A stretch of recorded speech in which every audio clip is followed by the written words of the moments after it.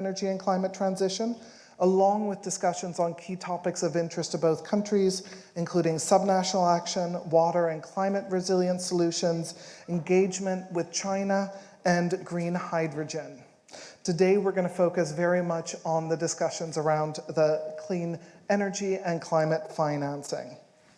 A few highlights from the discussions in March included acknowledgement that the most recent reports by the IPCC, the world's leading climate scientists, really show that climate impacts are now hitting all regions of the world, and particularly affecting the poorest in communities around the world and countries around the world. And every tenth of degree of warming matters. Every fraction of warming matters. This has become even starker just the last couple of weeks as we've seen the devastating effects of heat waves in both India and Pakistan hitting those regions quite dramatically. Both of the delegations at the recent Track 2 dialogues were especially cognizant of the shared work that lies ahead, with both US and India having made significant pledges at COP26 in Glasgow, but both their own pledges and the global ambition, when we add it up, still falls far short of what's needed. The meeting was convened against the backdrop of the brutal Russian invasion of Ukraine, which raises the profile of energy security and the benefits of transitioning to clean local energy sources like renewables, but can also distract from climate action. With countries seeking to replace Russian imports, there is a risk they will turn to other sources, such as other sources of gas or even coal, to fill the gap and stall climate progress. And this was discussed amongst the participants, and how to actually ensure that the benefits of shifting to a clean energy transition are able to be highlighted in this moment. With this context, the US and Indian participants identified some key opportunities for and challenges to collaboration. Some of the opportunities included focusing on the linkages between mitigation and adaptation solutions, to elevate a focus on resilience. They also included a potential focus on global investment risk mechanism to unlock investments in the clean energy and climate transition. Collaboration with the International Solar Alliance on powering Africa, and on sharing technological and nature-based solutions, as well as partnering on the development and deployment of green hydrogen, especially for the shipping industry, amongst others. Both participants from both countries also identified the importance of tackling climate issues with the full toolkit of options, working across different ministries and at different levels of government, rather than relying on one policy tool or one ministry to solve the challenge. Both countries are grappling with how to implement a just transition, such that the phase out of fossil fuels is complemented with realistic and place-sensitive retirement and re-employment opportunities for workers. And equity considerations played a strong role in the discussions, both in both countries, but also as they looked internationally in terms of solving the climate crisis and how we can work together.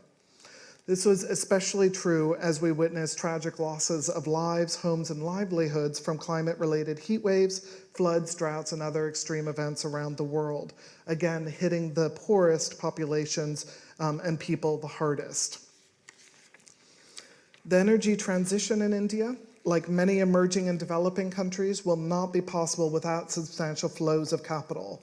And the delegates discussed the challenges we face as we see that the $100 billion per year commitment to deliver climate finance to developing countries has not been achieved by 2020, the target date, and still remains to be met, even recognizing that this was really a minimum and did not reflect the full needs. So the delegates in the dialogue in March recommended a number of different approaches to deliver on climate finance and the investments needed for the clean energy transition. And this is something that our panelists will delve into much more deeply now. So with that, let me introduce our wonderful panel of experts and leaders here today with us. And then I'll start off by asking each a couple of questions, and then we'll open up for questions and answers with everyone here in the room today. So first of all, we have Mr. Jamshed Godrej with us. He is chairman of the board of Godridge and Boyce Manufacturing Company Limited and the former chairman of Ananta Aspen Center. He sits on a number of boards and organizations working to tackle the climate and environmental crises, both in India and the US, and I'm honored to have him on our board. Mr. Godridge has been a longtime co-chair of the U.S.-India Track 2 Dialogue on Climate and Clean Energy, alongside the co-chairs John Podesta and Bill Riley. Bill Riley is here, was the administrator of the U.S. Environmental Protection Agency between 1989 and 1993, during which he led efforts to pass a new Clean Air Act and headed the U.S. delegation to the UN Conference on Environment and Development in Rio in 1992. Bill has also had careers in non-governmental organizations and private sector finance, including more than 20 years as a senior advisor to TPG Capital, an international investment partnership, during which he was the founding partner of a private equity fund dedicated to investing in companies in the water sector. We're also honored to be joined by Dr. Frances Colón, the Senior Director for International Climate Policy at the Center for American Progress, where she leads a program to drive international ambition and action to meet global mitigation goals. Frances is the former Deputy Science and Technology Advisor to the Secretary of State, where she promoted integration of science and technology into foreign policy dialogues, global advancement of women in science, and climate policy for President Obama's Energy and Climate Partnership for the Americas. And then we have Dr. Arunabha Ghosh, is the founder, CEO of the Council on Energy, Environment and Water in India, CEEW. Since 2010, he has led CEEW to the top ranks as one of Asia's leading policy research institutions, 8 years in a row, it's ranked up there, and among the world's 20 best climate think tanks in 2013 and 2016. He was actively involved in conceptualizing and designing the International Solar Alliance, among many other significant leadership roles in this space. So warm welcome to all of our panelists here today. And let me kickstart by passing a question to Jamshed, if I could. Jamshed, can you share your reflections on the importance of this US-India relationship from the Indian perspective as we look at the clean energy transition and tackling climate change? Thank you, Helen. Can I be heard? Yeah? Okay.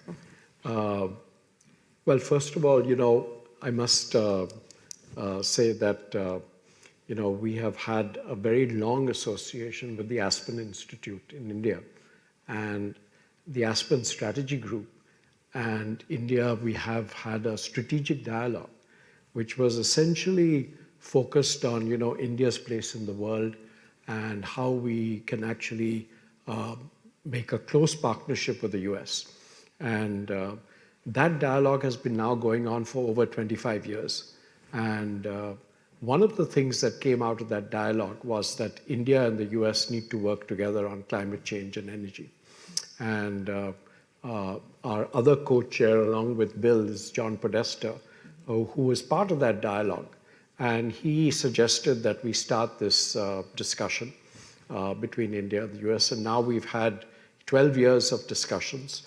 Every year we were meeting alternatively in India and the US, and except for the time of COVID when we were meeting virtually. And the whole purpose of this dialogue was to strengthen our partnership. The US and India have worked on many government-to-government programs to do with clean energy. There have been a lot of technical input, funding input, allowing India and the US to work together to develop clean energy, to develop ideas on how we can take this agenda forward. I think the biggest challenge for India is how do we actually have energy transition which is just. And as you all know, India has a very large percentage of its population which is still very much behind on development. And whilst we have to move away from coal, which is our mainstay for energy today, we also have to worry about how we can actually make that transition in a way which will ensure that we don't lose the energy that's required for industry, etc. industry in India has been very strongly following energy efficiency and alternate energy. Solar energy has become a huge need for India, and I think we see the deployment happening. And this dialogue with industry has led to many new programs such as green buildings and working on the connection between energy and water. So this dialogue actually has greatly enhanced the ability of India and the US to work together on all these challenges. We have achieved a lot of joint papers between our two sides, which are in the public domain. And these papers essentially have talked about, the challenges in front of us, what the solutions are, and how we can enhance that to happen. Thank you, Jamshed, and wonderful to hear about the background and the work of this dialogue. One of the key issues that was raised in the recent discussions was the need to get more private finance channeled into clean energy transition. And how are you seeing this progressing in India, and what do you think are the opportunities there? Well, I think you mentioned clearly that the developed world had committed certain funds to India, but actually, as we speak, the requirement is a much more than 100 billion. It's actually running into trillions now in terms of how do we finance this clean transition over the next decade. And India did sign up for a net zero, which is the date was given as 2070. This was done at the Glasgow COP. Actually, even though it's 50 years away, the government have also set near-term targets, 2025 targets and 2030 targets, which is 500 gigawatts of clean energy. These are huge targets compared to where we are today, and it's a big challenge, and the finance is really essential, for us to be able to achieve these clean energy targets. And I think the finance will be required not just for clean energy, but it'll be required for all the different interventions that are required, both adaptation requirements and resilience requirements in India. And India has a huge coastline, very similar to the US. We face enormous problems on our east coast of hurricanes on a regular basis. I think you're well aware of the sort of challenges you face here. This has displaced huge numbers of people over time. And all the reports from IPCC show, that the sea level rise for India is going to be one of the most devastating. And if you look at, for instance, our neighbor Bangladesh, they have a huge amount of mangroves and with very, very low-lying islands. And all of that area is supposed to get inundated according to the reports from IPCC. So, the challenges are enormous. We have a lot to do. And the finance is going to be essential to be able to do that. Thank you, Jamshed. So the essential finance, much more than what was promised and not yet delivered, both for the clean energy transition and ensuring it's just. We're seeing an exciting example in South Africa on that, which we might discuss, but also for building resilience and adapting to the climate impacts we're already seeing hit. Thank you. Bill, let me turn to you if I could. Tell us from the US perspective how you see the value of this India-US dialogue and how that's been progressing.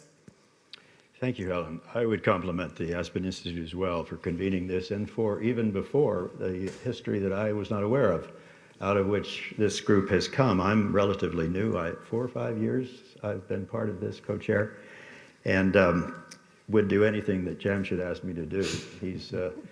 He's an international environmental statesman who's been associated with so many things that I have admired. The establishment of Shakti was not mentioned. That was important. And he was on the board of Climate Works. And are you still? And yes. Bill chaired Climate Works. He was our first chairman. Well, it's always an honor to participate with him. And I was just laughing with Arunabha a few minutes ago because he takes heat because he's an optimist on the environment. Well, so am I. And we're both kind of out to lunch in the sense of being in a minority on that view. But it is a very strong group. I would say that the individuals who compose this group on both sides were chosen largely for their substantive expertise and also their access. And the way we have functioned is to be essentially opportunistic, to look at different possibilities, to things that might be in the interest of both governments at the highest levels, to whom we have access. Actually, the American group has lost a lot of its access because I think 5 of our people went to the White House, went to the government. So maybe, well, we lost some of the substances that they've represented, but maybe we still got the access if we need it. At any rate, these are very low-key, substantive conversations that we have engaged in for 12 years now, and have placed issues on the agenda quietly of both governments at relatively high levels. And some of them have been taken up, some of them have been partially taken up, some of them have been ignored or rejected. And so we labor on. The issues that we've taken on most recently have to do with de-risking investments in climate and environment, and looking at the ways to combine different public and private finance. And I have been so impressed myself to see how relatively small, in many respects, changes in the behaviors and criteria of financing organizations. I think of OPIC, the Overseas Private Investment Corporation, which I dealt with and actually used some of their bonds to invest in the largest drip irrigation company in India. And in those days, they did not have the capacity to invest equity. It was strictly loans. Well, the loans were nice, and we had, I think, a couple of $100 million of their loans, and it helped make it all possible. But when they got the capacity to participate in equity finance, it changed altogether the capability, the possibilities, the aspirations and ambitions that they could reflect. And I remember that the fact that I had government bonds, they did not insure investments or anything like that. We didn't get that insurance. When I invested in the company I mentioned, I went to see Indian banks. My father was a small businessman, and he detested banks and bankers. And I went to them, and I asked them if they would consider, in view of the fact that the company we were proposing to invest in was essentially insolvent, was carrying way too much debt, that if they would consider forgiving $40-some million of loans. And I was amazed that they did. And I promised if they did, I would put at least that amount in private equity into it. But I gained from that experience a sense of the possibilities of relatively apparently small changes in criteria and finance, and the enormous possibilities that exist if people begin to think in a different way and look at de-risking things that previously were considered off limits. As when we invested, nobody had invested in private equity in India, and it was a successful investment. Thank you, Bill. And at the moment, I mean, we do have, as was noted by Jamshed, we've got important, ambitious policies in India, of course, here in the US as well, in terms of the big targets. Trying to actually get the action on the ground is sometimes more challenging, and certainly in India there's an incredible commitment to getting renewable energy deployed, but it is difficult to finance. Do you see a particular role here for de-risking instruments that could come forward and could really help at this moment in time? We've come up with some interesting institutional possibilities that deserve, I think, more careful attention and review than we can give it here today. And there's certainly a lot of criticism of the multilateral development banks and the degree to which they cannot create or have not taken it upon themselves to create an ecosystem of green investment. And the possibilities there I think, are enormous. I have to say, because I would like to simply acknowledge that we're functioning in an environment that has changed significantly just in the past several months. Yeah. And I'm reminded of a moment that I had when I proposed to, I had to schedule a meeting with President George H.W. Bush on climate and the environment. And I was about to go into his office as the National Security Advisor, Brent Scowcroft, was coming out. And I asked Brent, I said, what's he doing right now? What's his mind on? He said he's choosing the bombing targets for Baghdad tomorrow. Huh. I think I'll come back next week. It's a very difficult thing to run a domestic agency and to maintain the priority that a president may have when there's a war on. Wars are very bad for the environment. They're very bad for climate. And that's where we now are. I think realistically, we're going to be in severe competition for the kind of money that will be needed and the numbers that Helen described as we go forward. And so the priority must be on looking for individual leverage opportunities in the international agencies and the multilateral development banks, and our own foreign assistance, but recognizing that we're likely to be in competition not just for money for the war, but for eventually, one expects and hopes, reconstruction money for Ukraine. Thank you. Indeed, definitely challenging times. Need to look for those opportunities. I will turn now to Francis, who I'm hoping might have some ideas on this, coming out of some of the discussions and the recommendations from the last dialogue. What is it you heard in terms of some of the potential opportunities to deliver on the climate finance agenda and support the energy transition? So thank you, Helen, and thank you to Aspen for pulling this event together. I want to say I'm privileged because I'm home in coming to Miami, and I see a lot of my friends in the audience, and I mean that in the most sincerest way. In the front row, you have one of our best artists in the city who focuses on art to teach us lessons about climate. Welcome. We have Mayor Lerner in the audience, who's dedicated a lot of her career to these issues here, where we know we are ground zero for the impacts of climate.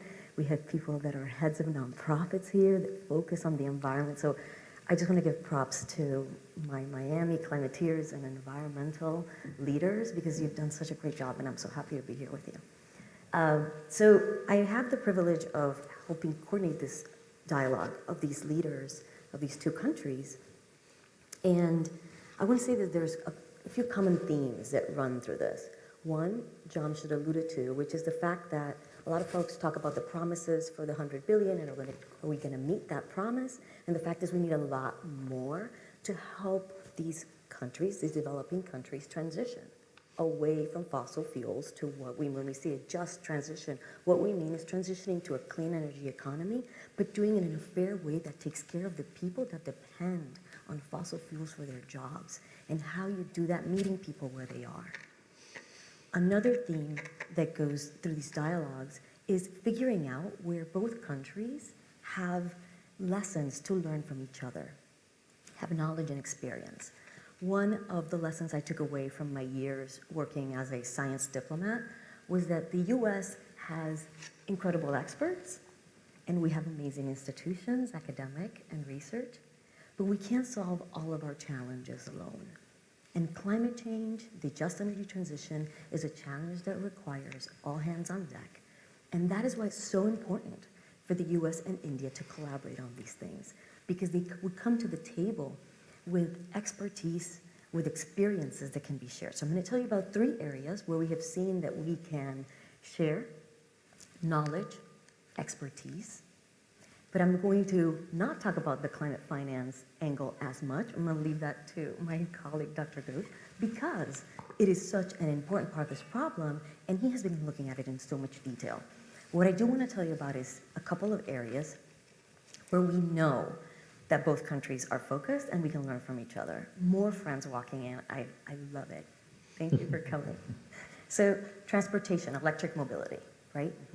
Emissions from the transportation sector in the US are about 28%. In India, they're about 14%. Okay? Both countries have made electric mobility a priority, getting more electric vehicles on the road, right? But what happens? In India, we have the challenge of these may not be as accessible. So you have a financing challenge. And so governments, private sector, are starting to collaborate to de-risk financing so these vehicles become accessible. In the US, as you know, we have big plans in our infrastructure package and in legislation that has not yet passed to make these things very much accessible here as well. But what are we learning about how we put these in the hands of families that want to make this happen, right? How do you do that? In terms of electric mobility, the Department of Energy in the US has started to issue loans to enhance the advanced manufacturing of vehicle components, right? Those are programs that other countries like India are learning from. Electric buses. India has an incredible public-private partnership on electric buses that the US is looking at very closely as we are trying to put electric buses more on the road, right? Electric buses in disadvantaged communities means less pollution, and it also means reductions in emissions. So how do you do this in a way that brings us benefit where it needs to be? Countries learning from each other. One of the areas where we talk about we need to decarbonize. To reduce emissions, we need to decarbonize our economies. That's easier to do in some sectors than others. And one of the sectors where it's really hard is industry, right? Those are very energy-intensive processes where you are making steel and cement, right? And so what do you need to do? You need to find sources of energy where you still retain the energy intensity and you're able to carry out these processes, but the energy is coming from renewable sources. And so green hydrogen has been touted as this type of energy resource that could help us decarbonize industry. Both the US and India participate in partnerships where they could collaborate on green hydrogen to decarbonize and green industry and shipping. So they're part of a platform called the Quad, where they share a multi-country platform with India, Japan, Australia, for example. And there, they can collaborate on standards, common standards. How do you make regulation processes easier to make this more accessible? Safety standards. How do you work with the private sector and the public sector to really get this going? There's a green shipping network that was just announced between a number of ports and includes Mumbai, Sydney, Yokohama, and LA. How do you leverage that? And I know you're going to ask me the how. I'm kind of giving you the how now, so maybe so the how. Leveraging these platforms. We have these multi-country platforms. We have these shipping networks where all these ports are collaborating. How do you leverage that to come together on the standards, the safety? Green hydrogen, the research behind it and how to make the cost of producing it. And when we say green, it means from renewable sources. There's hydrogen being produced that's not from renewable sources, from gas and from coal. No, we mean from renewable energy sources, right? Again, to lower emissions. And so we're talking about these countries coming together to figure out how to lower the cost of producing this green hydrogen. There's still many things that can be done to optimize these processes that we can do together. And then finally, India has a lot of experience working with deployment of projects in emerging markets. Mm-hmm. One of those markets where there's a big need, big demand is sub-Saharan Africa for solar. Rich in sources, high demand. India has experience there developing those projects. The US can bring the leveraging of the capital. How do we come together to deploy at scale? Not pilot projects, which we've done a number of, but how do we make this happen together at scale for a region like sub-Saharan Africa? So those are some examples of the types of things that we talk about as we are looking at decarbonizing economies, at transitioning in a fair way together. Thank you, Frances, and for highlighting those specific examples where the two countries can work together and also with countries in Africa to advance this agenda. Thank you for that. Let me turn to you, Arunabha, now, if I could. What reforms do you think are needed at the multilateral development banks, international financial institutions, so that they can also help better deliver climate and clean energy finance? As Bill mentioned, this is an area that certainly in the dialogue was highlighted for reforms needed. So what do you think we can do? Thanks, Helen, and good day to everyone. Thanks to Aspen for inviting me to be part of this conversation. Good.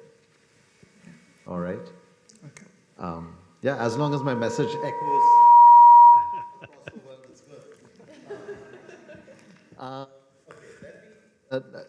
partly my task has become slightly easier given what Janet Yellen has said in recent weeks. A year ago, perhaps I would have sounded more like a heretic, and now it seems to be more of the mainstream thing to say. But to answer your question, Helen, let's ask ourselves, what were the multilateral development banks and the multilateral financial institutions set up for initially?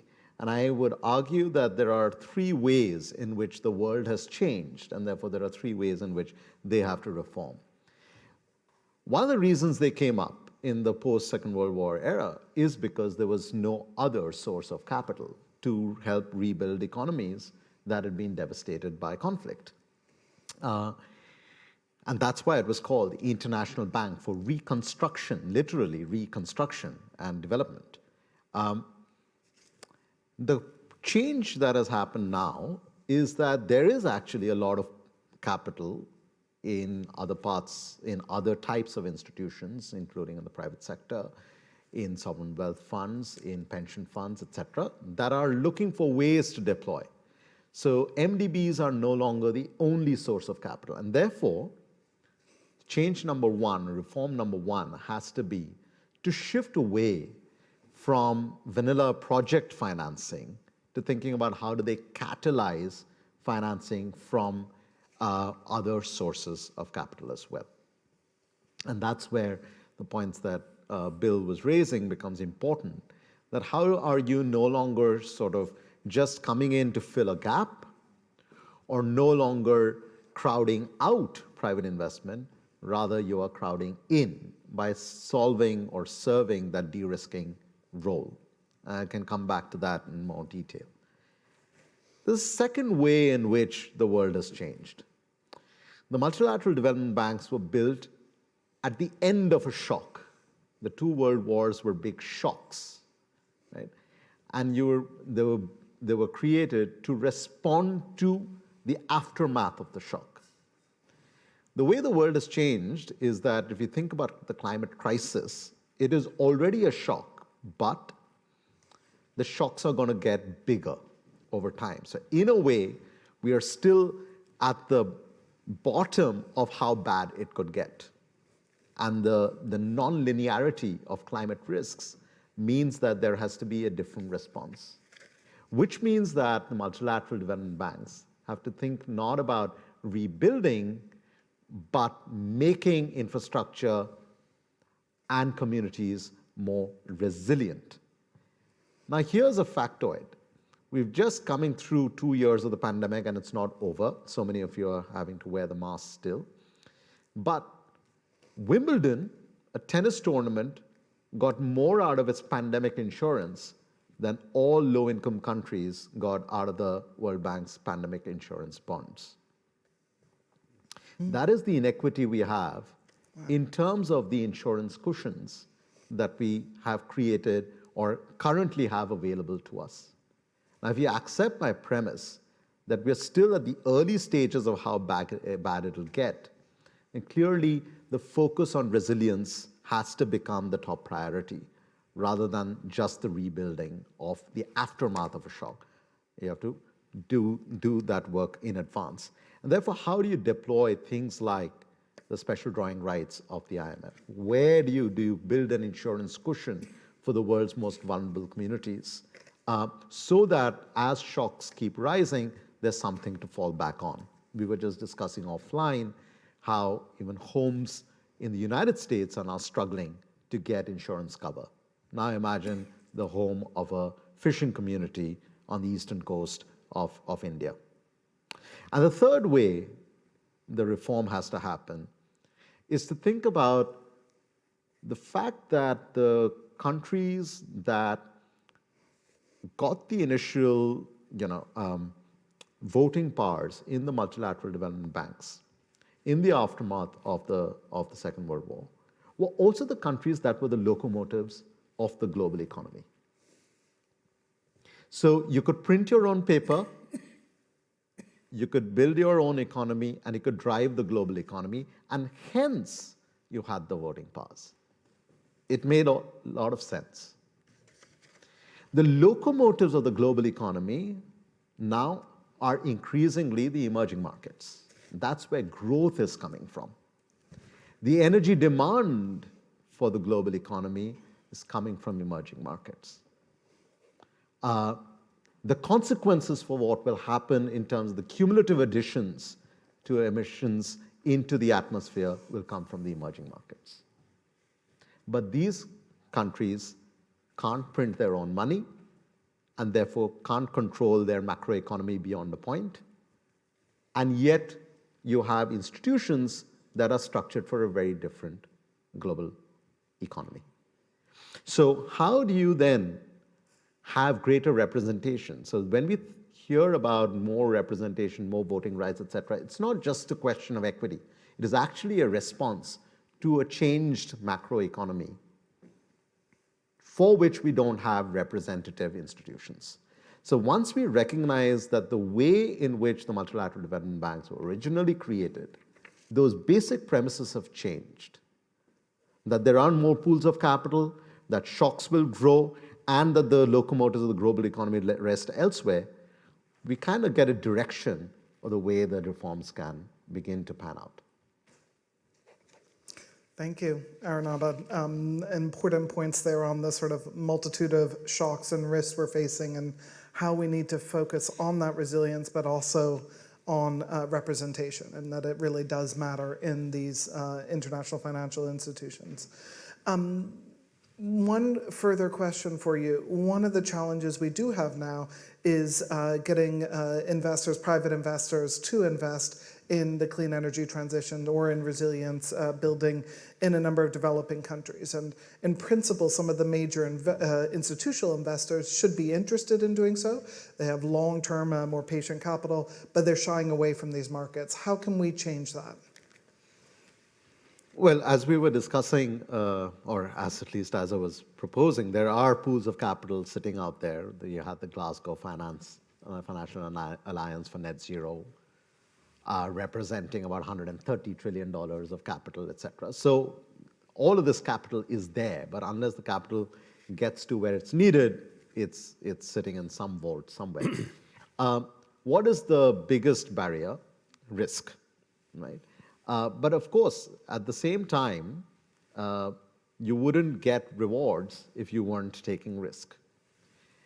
Now, I'm not at all suggesting that institutional investors, whether they are looking after someone's pensions or looking after the sovereign wealth of an economy, should just throw their money away.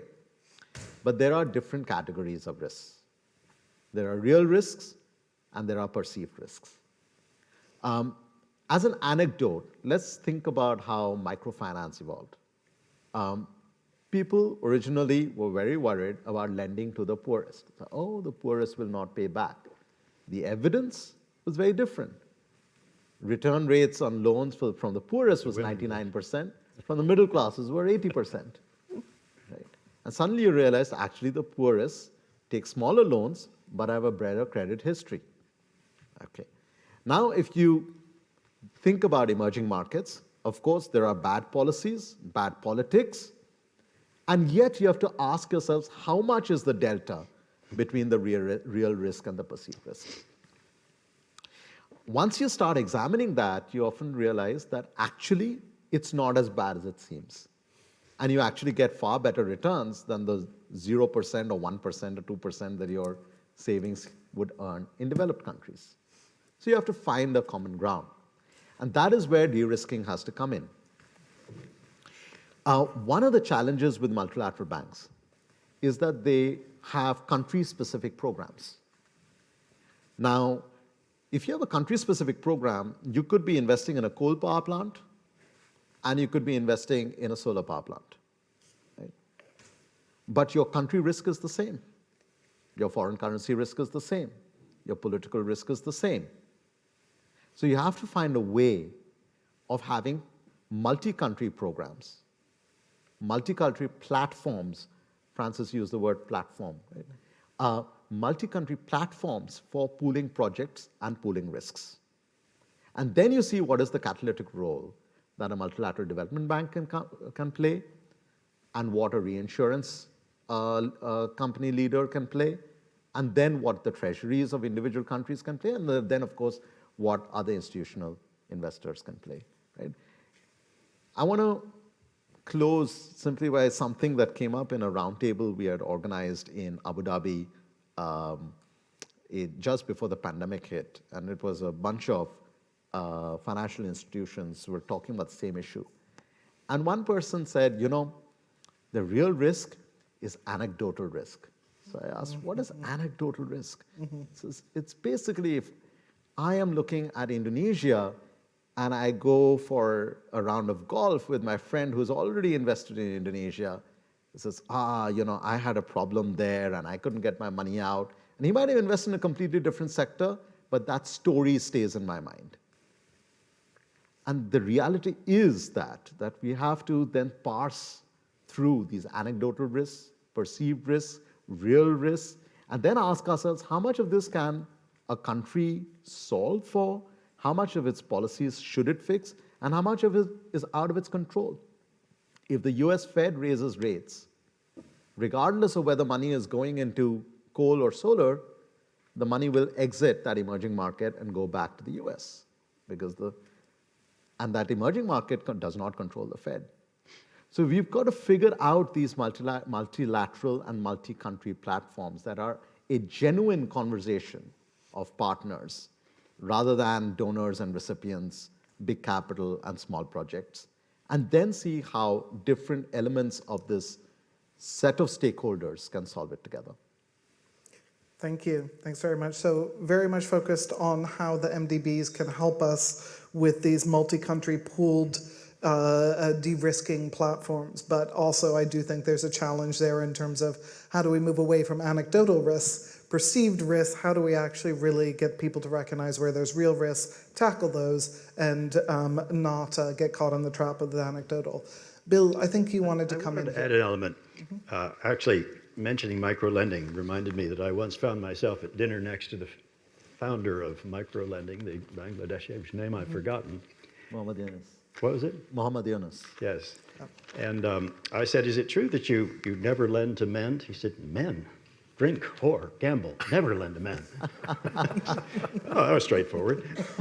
I wanted to mention one of the impediments to investing, if you were running an ESG fund, for example, and you might like to invest in seafood farms, or seaweed farms, or mangroves, or small solar fields, and the bill is $2 to $3 to $7 million, and that's what it's likely to be in many of those fields.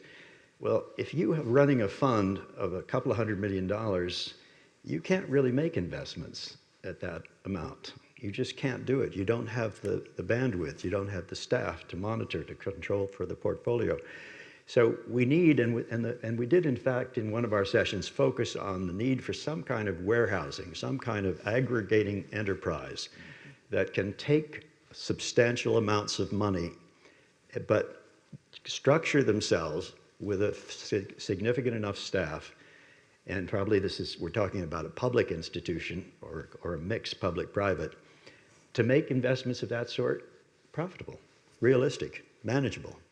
And I think that's a reasonably straightforward, simple intervention that could make a very significant difference in the availability of capital to do some of the things that we most need doing, but the multilateral development banks are never going to be able to do.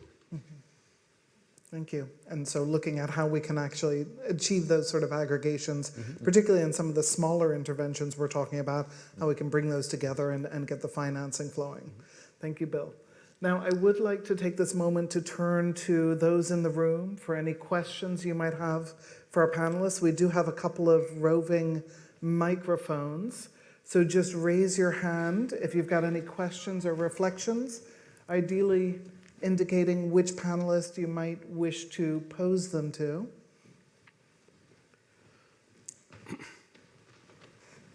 And if we don't see any hands coming up, I'm just going to there we have. I was about to threaten that I was going to keep asking. We have one over here in blue, and then a second one with Dan. So this is for everyone. What's the role of transnational financial institutions such as the World Trade Organization and the IMF to accelerate the decarbonization worldwide? Perfect. Thank you. Before passing back to the panelists to answer that, I might take a couple more questions so we can group them, and then we'll pass back. So one question about what's the role of organizations like WTO and IMF? Perfect, and I think, Dan, over here.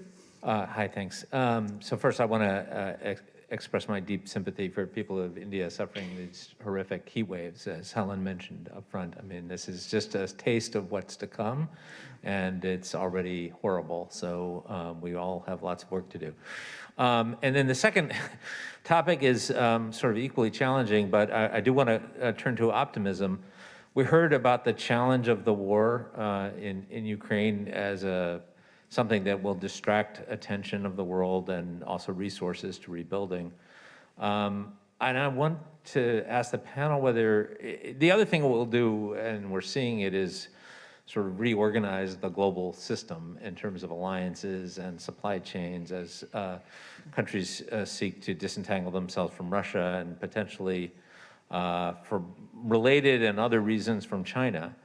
And so I wanted to see whether the panel has thoughts about potential opportunities, particularly for India in this situation. I recognize that India is in a complicated strategic position vis-a-vis all of these global forces. Thank you. Another important point. Can I check if there's one more at the back there? I see a hand. Perfect, thank you.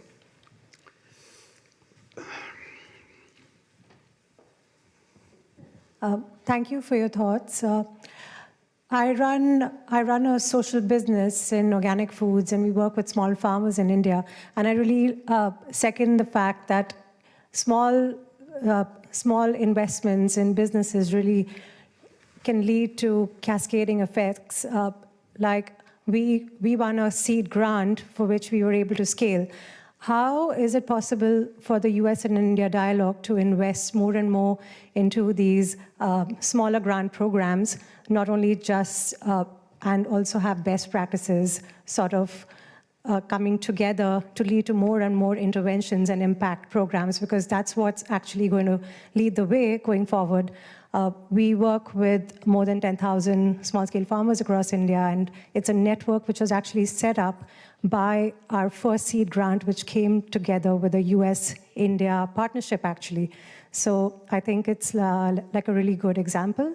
And I know there's no chance for a second question, but I would still ask this, but just the massive way the vaccination program was rolled out is a really good example of how we can achieve these sort of targets. So if there is a sort of targeted way of creating an impact of using funds in a certain climate change program, it's possible, you know.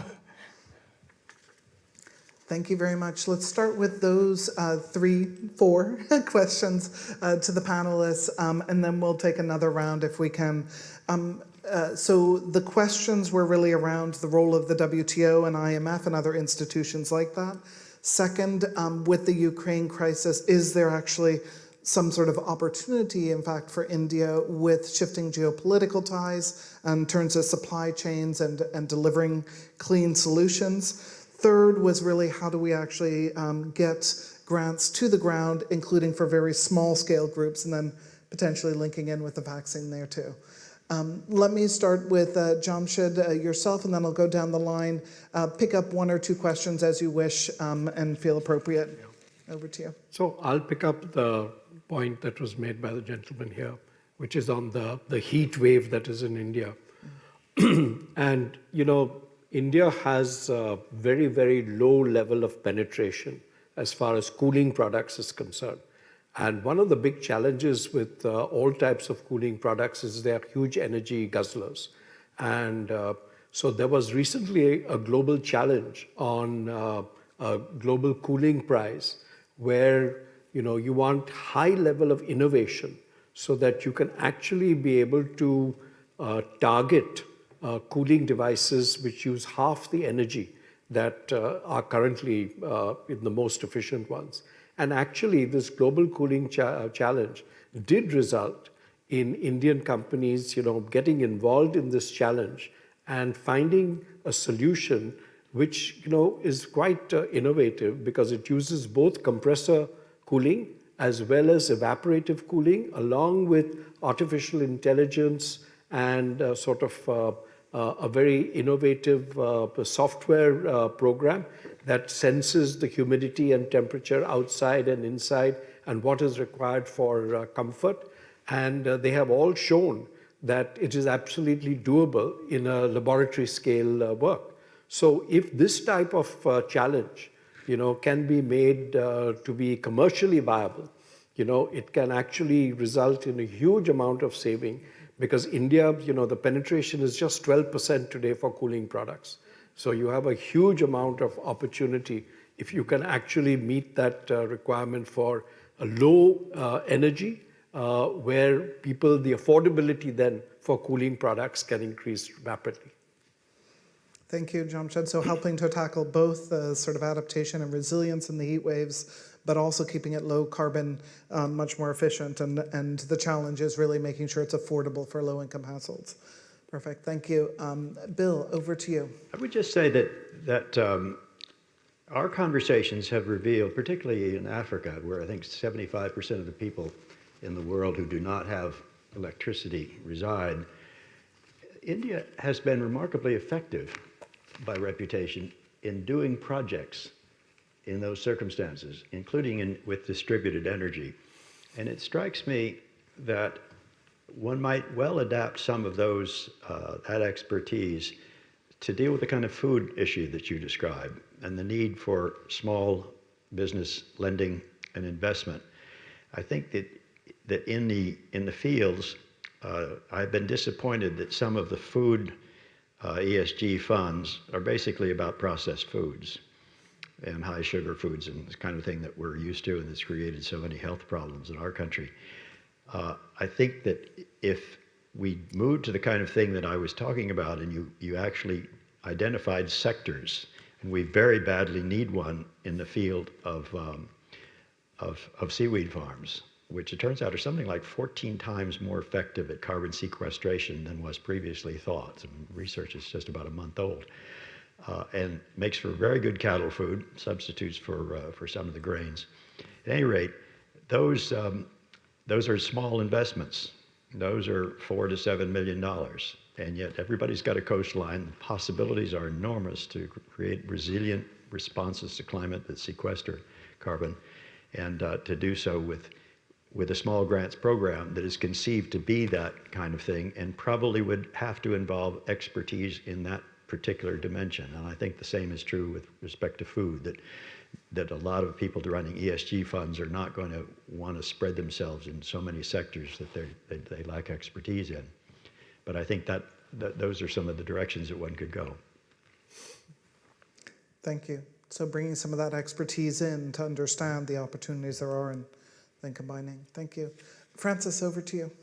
Yeah, I think I would say that one of the things that we're seeing as a result of this horrific war is that there's a lot of special interests and elements out there trying to take advantage of this moment, right? Where this moment when energy prices are high, and families around the world need relief in different ways. But we see this narrative of we must increase production, we must build more terminals, we must explore more, when all the data tells us that you don't need to do that to meet the needs, when all the data tells us that if we focus on energy efficiency, if we focus on accelerated deployment of renewables, if we do this together, that we can meet the energy needs, even if we, for a short time-bound period, we do have to diversify gas resources for Europe and make sure to get them through to the next 2 winters. Where our eye needs to stay on the prize and where we cannot let this narrative take hold is on the long-term future of how we use energy, what energy we use, what we lock ourselves into using for the long term. So that's one thing that's happening as a result of the war that I can tell you is something we need to keep our eyes on and not let ourselves get distracted from what we know. Renewable energy costs have decreased incredibly, and we can do this. We can accelerate this transition, and we can do it. So that's the first thing. The The second thing is that the impacts on many countries around the world from the war are being felt very much in what you said, in food. And so I think one thing you're going to see is that a lot of developed countries are starting to really rethink how they approach the climate problem and their response to the war. Not getting distracted by the fossil fuel narrative of this is how we solve it, thinking about how we together collaborate to do that accelerated deployment, but also how we help developing countries meet this food crisis. And you're going to see that happen in the United States, and you're going to see that happen in a lot of countries around the world, where the focus is going to be as they reframe the climate policies and the things that they are going to be, legislation that's going to be passed, the budgets they're going to be asking for, are going to be focused on this. And this, in the US, will be a whole of government approach, again, where you're going to have USDA playing a big role, Department of Energy and others. And I think you're going to see a lot more focus on food security issues and doing that work on the ground than we had seen up to this point in the climate framing. Thank you, Francis. And let me pass over to you, Arunabha. And I know you already mentioned the SDRs from IMF and how those can be used, but if you could say a little bit to IMF, potentially other institutions like WTO, that'd be great. Sure. Let me start with IMF. I mentioned that, the great thing about the special drawing rights is that you don't need a payout of public money at the outset. It is a currency that you're creating. Of course, the value of the currency is based on the basket of currencies that allow for the SDRs to be created. But if we could, this $650 billion SDRs that were issued, if we could even take 10% of that and capitalize a resilience reserve fund, you have a potential $60-70 billion fund without any extra money going out of your treasuries that creates a resilience cushion, to which then the reinsurance industry and others, et cetera, can attach themselves. But there is one more role which is often underestimated. The IMF does surveillance of all economies, and it checks how your macroeconomy is performing, whether it's the US economy or it's the economy of Vietnam. And if you're not doing well, it will tell you that you got to your exchange rate is going to fluctuate more, etc. Now, one of the things that the IMF can do is actually look at the potential impact of climate risks on the macroeconomy.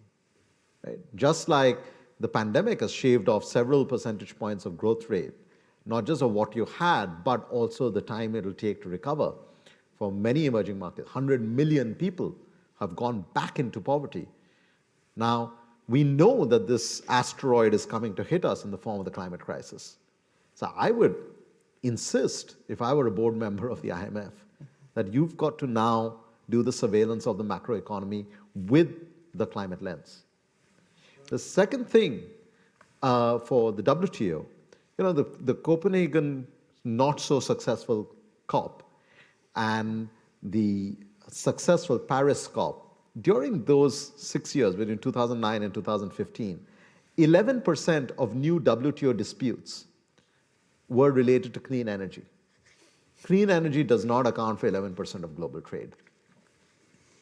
So what was happening? All the major economies in the world, US, Canada, European Union, China, India, were all raising mercantilist flags against each other even before that new energy sector had developed at scale. Now, if you now take Francis's point about green hydrogen and say, will we create mercantilist barriers against each other even before we've dropped down the price of green hydrogen from over $4 a kilogram to under $1 a kilogram? Or will we create the supply chains that Dan was referring to that are resilient, that are interdependent? And what does interdependent supply chain mean? Where does the critical mineral for the membrane come from? Where does the membrane get manufactured? Then where does the actual electrolyzer get manufactured? Then what are the protocols for safe transportation and storage? Then who or where would you have the actual offtake of green hydrogen? Then you create an interdependent manufacturing and trade and investment relationship, rather than each country saying, we are going to be export hubs of green hydrogen, not asking who's actually going to import. So we've got to start thinking about leveraging these multilateral institutions that we have, whether it's in finance or in trade, to see even within their existing scope of rules, how do we use them to actually catalyze these markets that require a lot more scale of investment than they're getting thus far. Thank you, Arunabha. A very strong call there for using the multilateral institutions in a better way to look at these supply chains, but also, for example, in the IMF, to have a strong focus on the macroeconomic surveillance, bringing climate lens into that. They've done that before for some of the small island states, but as we're seeing in India, in the US, and many other countries around the world, with the impacts we're seeing with climate now, it should be across the board. That's right. Thank you. Important points. Are there a couple more questions? I think I saw one down at the front here, and there's one at the side here on the right. We could just take those two, I think. That would be great. Thank you. This is just fascinating, and I truly appreciate your sharing your thought processes with us. When you talk about India's penetration of 12%, I worry about my island, twin island nation of Trinidad and Tobago, and I wonder what their penetration is, because the income inequity is ridiculous everywhere, including in America. My question is anybody besides America, the parts of America that are trying to claim that methane is clean? Is that happening anywhere else in the world? And can we stop that? Because we cannot solve the problem if we're denying one of the major causes of the problem. Thank you. And I'll take one more question. I think there was one at the back there. And then one final one. Perfect. Hello. My question is, when we're trying to transition to this clean energy, are we thinking about the life cycle of all these products and what's going to happen, for example, if we implement solar panels and then in 10 years you need to replace them? Where are they going? How are we going to recycle them? Where's those materials going? Are we considering that?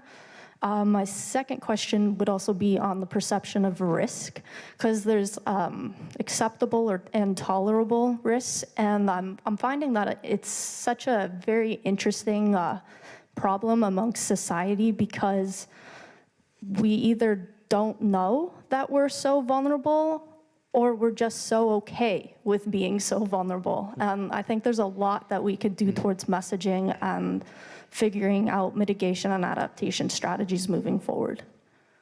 Thank you. Two good points there. And that last one, particularly as we see people adjust and assume they can't manage the risk, so they just go forward. We'll take one more question down at the front here, and then I'll pass back to the panelists. Thank you. I was just wondering about the Brahmaputra Valley in Bangladesh. You say there's a large population there, and could somebody just talk a little bit more about how threatened they are? What is the immediacy? And all these people are going to come to India, and what's going to be the effect of that? Okay. Thank you. We'll stop there with the questions, and we'll pass to those who are interested in taking any of these. I think there's one on fossil gas, natural gas, fossil gas, and how that's perceived as a transition fuel, and then a few others there. Bill, let me start with you. I think you're... I was struck by your question about methane. When I was in office, we did a study of methane emissions and discovered that the methane emissions from the Soviet Union exceeded the entire emissions budget of the Federal Republic of Germany. They were that serious. My impression is that that has not changed that much. It's always been a mystery to me because it is product. It is valuable product. And our own companies took a long time to appreciate it because it was still cheaper to allow it in drilling and transporting. But at least the Obama administration published a very effective, I thought, rule on methane. It was discontinued after they left office, but I think this administration has indicated they're going back to it. But it ought to be relatively straightforward. There are illness issues related to it. There are fire dangers. There are all sorts of things, atmospheric impacts, of course. And it ought to be a dealable problem once you acknowledge that it's also a valuable product. And I know I have heard more than one energy executive say, I was amazed to discover how much valuable product was just going into the atmosphere, but we were just using conventional drilling practices. fracking practices. So it's something that ought to be addressable. The information is around to address it, and I think it needs communication. And if you get that, people will begin to notice that we have regulated it, and the oil industry is living with it, and oil and gas, we're prepared to live with it, and I think others will as well. And this is one of the areas that was actually one of the successes, I think, coming out of the Glasgow Climate Conference last November, where a number of countries around the world got together and actually agreed to a global methane pledge to try and reduce methane emissions by 2030. There's a few countries that are not on there that need to be on there, absolutely. But it is an area where I think there's quite a bit of focus now, much better monitoring, and some solutions hopefully coming forward in multiple countries. Could I ask a quick question of Francis on green hydrogen? I have long looked at hydrogen as kind of hopeless in the future. Governor Schwarzenegger had a hydrogen car, President Clinton came out, George W. Bush came out. Anyway, not much, it seems to me, has happened. However, one of the major cruise lines, the second largest, has committed to build 2 hydrogen-powered ships. These are billion-dollar ships. And there is a difficulty. It takes away, apparently, from whatever reasons I don't understand, from the number of cabins. Those are not, at least if they're built today, they're not going to be green hydrogen. What do you think about as a transition going to hydrogen fuels that are not green? And as you pick this up, if there's any of the questions that have been from the audience, please feel free to pick them up as well, Francis. And Arunabha, can I pass to you, and Jamshid for final thoughts too? Great, Francis, over to you. Thank you, Caroline, for your question. Another amazing activist and champion here in South Florida for all of these issues. So thank you for coming and being here and for everything you do. I'm with you. I think that this narrative, I think we started the narrative with gas, calling it liquefied natural gas to make it sound pretty. It's not pretty. This is not a good transition source of energy, and we need to move away from those narratives. But some of the people in this room do the best work I've seen on changing narratives around these things. And so I think that's the work we need to continue to do. And like I said, we need to drill down on this because of what's happening around the war. I think on green hydrogen, I'm from the camp of no gray, no brown, no blue. I know that there's going to be a transition period for green hydrogen as well, and Arunabha will prop me up here. But in the ways in which we lock ourselves into these transitions, before we reach the full renewable, before we go fully green, as we have done with gas, we lock ourselves in. And what we are seeing is that there's all of this talk of taking terminals and turning them into blue so that later they will be green. And once you make those investments, it's much harder. And so the idea is to push for transitioning, to making those investments, to de-risking this, to finding those multi-country platforms, to be able to do this together so that we don't lock ourselves in to what we are calling transitions and saying, well, it's okay for now. That now, those are not real nows. Those are things that will lock us in for decades, and then it's going to be even harder. So the work to do this jump is now, very much now. Absolutely. Arunabha, over to you, and then Jamshid. But there was one more question there that I'm just blanking out on. There was a second question related. If you could repeat. So my notes are a little bit messy. Could we get a repeat on that? Yes.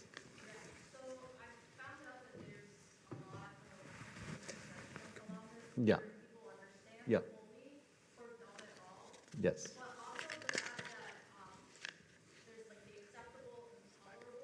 Yes.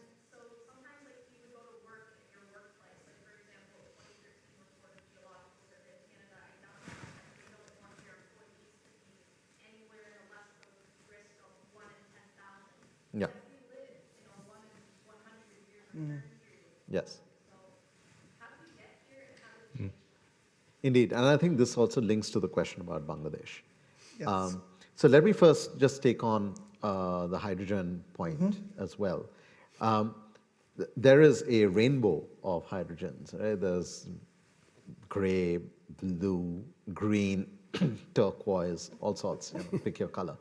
Now, the reason this goes on is because, of course, the energy context of different countries is different. So they think of different transition plans towards hydrogen. A year ago, I counted 32 countries that had, plus the European Union, that had programs on hydrogen. A year later, now I count 38 countries plus the European Union. Right? But what do we not have? We have no global definition of what is green hydrogen. What do we not have? We have no global rules for how hydrogen is transported, stored, used. Right? So you can't go towards that cleanest form of this critical industrial fuel of the 21st century without a rules-based framework. There will be B2B tech cooperation, investment cooperation, but we do need G2G collaboration as well to create that architecture within which investors and innovators can operate.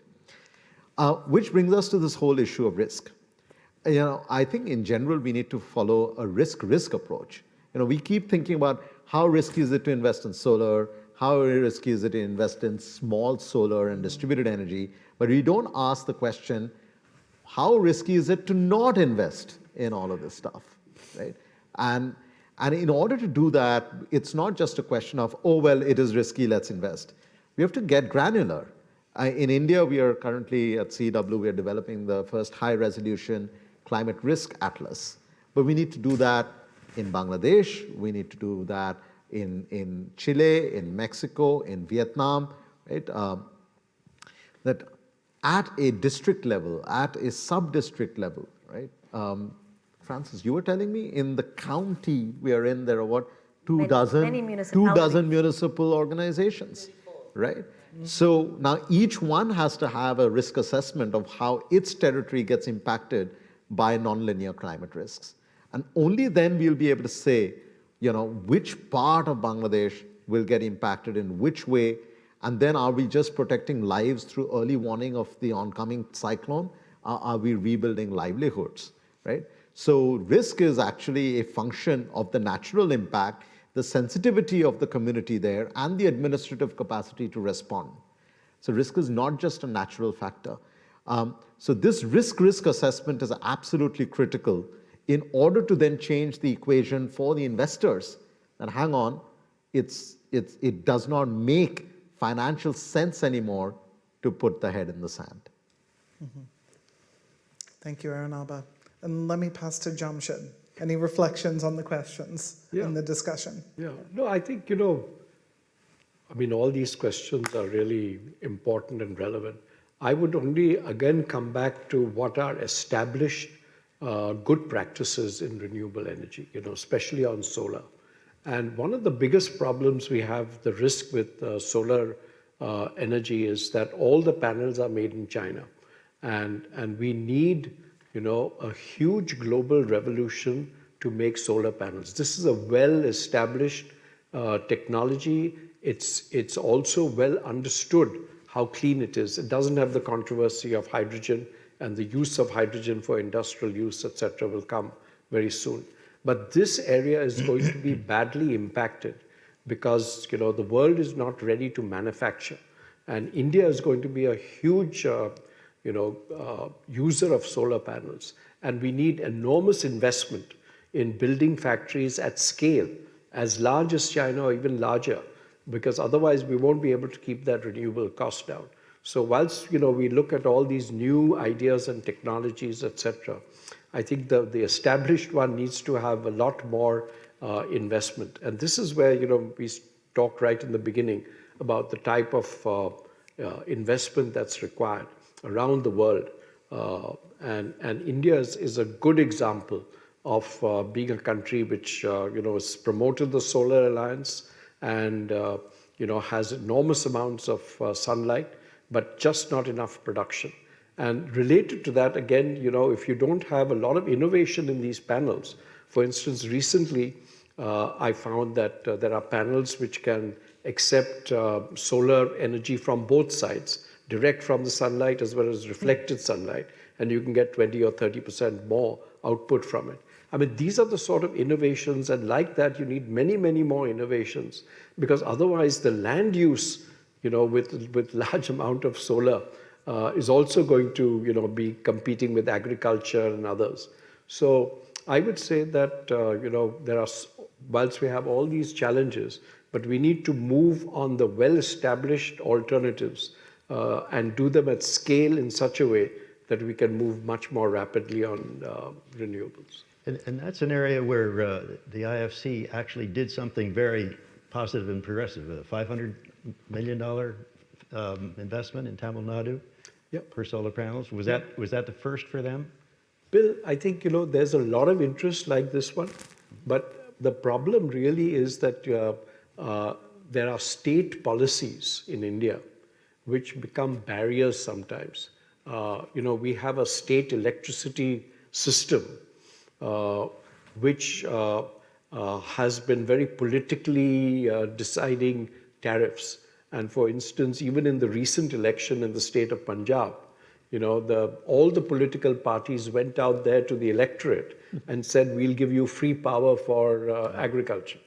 And what happens is that when this happens, these projects don't get financed also, because you see the risk involved with all these state electricity boards, which are generating as well as distributing and are bankrupt.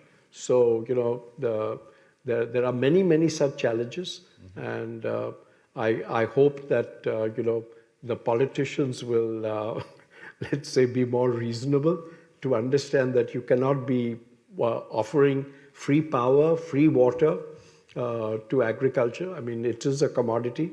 Agricultural products also are sold at a good price in India because there's a guarantee from the state to buy rice and wheat at a particular price, which is actually quite remunerative. So many challenges. Thank you.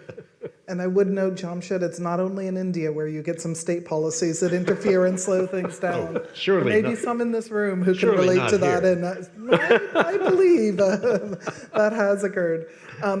I won't in any way try to sum up this fantastic discussion, but I do want to highlight just sort of 4 points that came out clearly, and then I'm going to briefly pass back to each of our speakers for their one key takeaway that they want you to walk out of this room remembering. So let me highlight just a couple of things that came up here.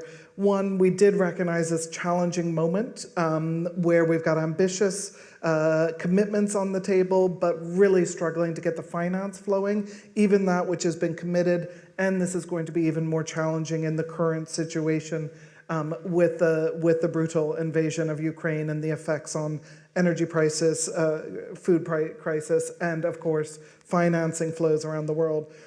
Second, we talked a lot about how we can actually use multilateral institutions, what public financing is flowing to better de-risk investments and attract private finance rather than crowding it out.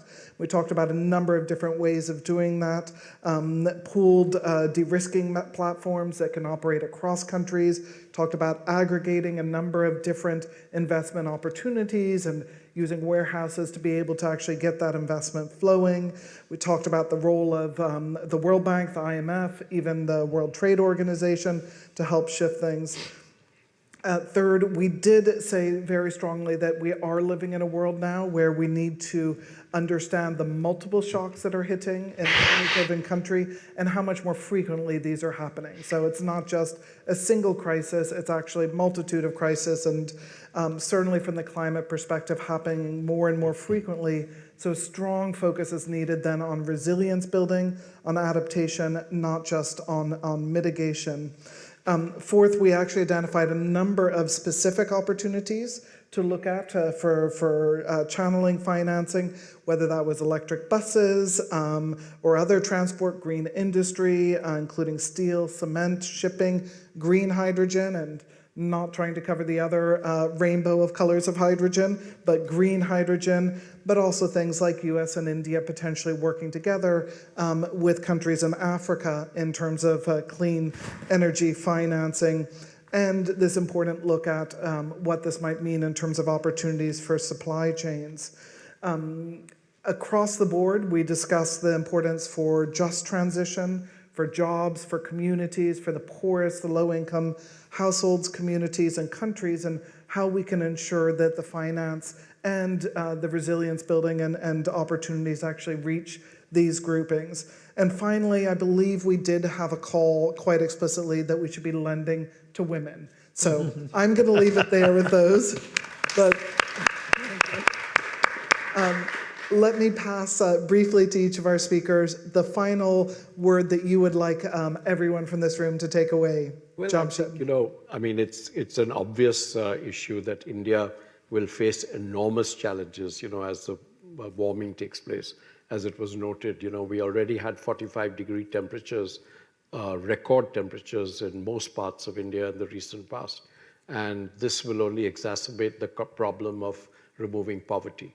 And I think what is happening is with the slowdown in the global economy, you know, growth and you know, getting development to make a difference is going to be very badly affected with climate change. Absolutely. Okay. Bill? Well, the decisions made by Americans and Indians are not sufficient to solve the climate problem, but it will not be solved without them. And I have been enormously impressed by the intellectual firepower that exists in India. Something like a third of all of the startups in Silicon Valley are run by Indians. And we are having, I think, a very productive conversation, focusing on some very significant issues, some of which we have yet to make substantial progress against, but we're certainly aware of what they are. And I find it tremendously rewarding to work with the people we're working with. And I mean, these are the problems that if we can solve them, they matter to everybody. Absolutely. Thank you. Francis? I think to remember that we can walk and chew gum at the same time. Let's not get distracted by the narratives that say that we can't do this right now, that right now we've only got to send as much gas as possible to one place. Those are narratives that distract from the problem. We can do that. We can help our European colleagues, we can solve the energy crisis, and we can deploy renewable energy, and we can collaborate with India on developing alternative supply chains, and we can address the food insecurity problems. So let's stay focused.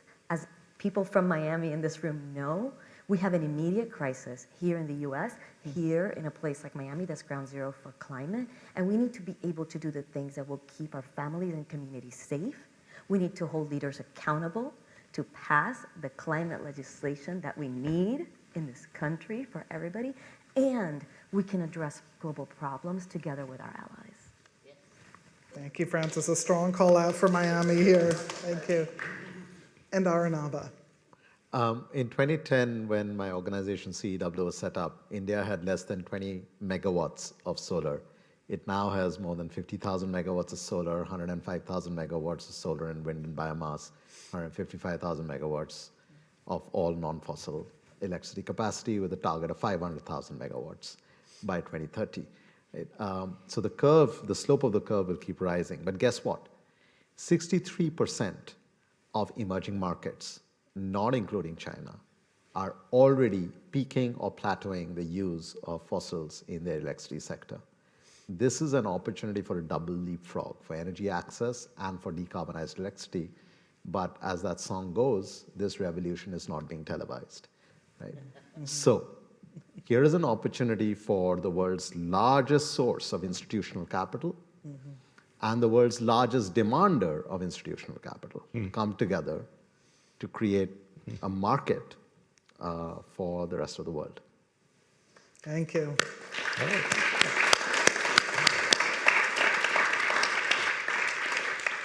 Thank you to all the fantastic panelists, their remarks, and to everyone here for the wonderful questions and comments. Thank you all so much again. Thank you to have you.